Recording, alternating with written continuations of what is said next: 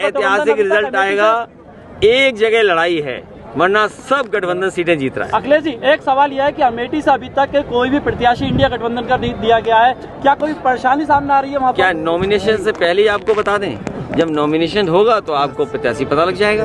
इसके अलावा तौकीर रजा ने आपको लेकर के कहा है कि जो सपा है वो मुसलमानों की हितैषी नहीं है और ऐसे में जो है सपा को वोट देने से अच्छा है कि बीजेपी को वोट देता है। जो यादवों के नहीं हुए तो वो मुसलमानों के क्या होंगे? ये जो भाषा आखिरी में बोली आपने, ये बीजेपी की भाषा है। ये जो आखिरी में दो शब्द बोले हैं तो कई बार नहीं मैं समझ रहा हूँ, नहीं मैं समझ रहा हूँ जिनके बारे में आप कह रहे हैं को कभी कभी भारतीय जनता पार्टी सामने से लड़ाती है किसी को, कभी कभी भारतीय जनता पार्टी पीछे से हाथ मिलाती है, कभी कभी भारतीय जनता पार्टी कुछ लोगों को लिख के देती है कि यही बोलना है जाकर के। सर, जयंत चौधरी ने कहा कि वो इलेक्ट्रॉल बॉन्ड जो है उसके नाम पे उगाही सब सरकारें करती हैं, चाहे राज्य सरकार हो।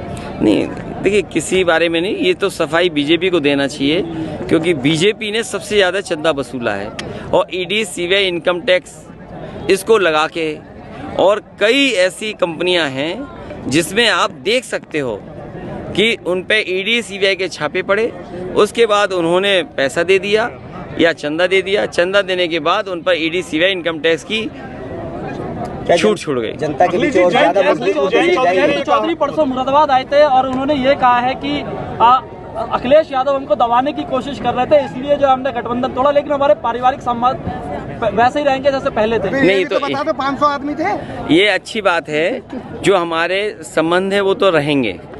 और आपको ये भी पता होगा कि चौधरी चरण सिंह जी के नाम पर नेताजी ने डिग्री कॉलेज अपने सैफी में बनाया था और आज विधानसभा के सामने जो प्रतिमा है चौधरी चरण सिंह जी की, वो भी नेताजी ने लगवाई थी और भारत रत्न चौधरी चरण सिंह जी को दिया है।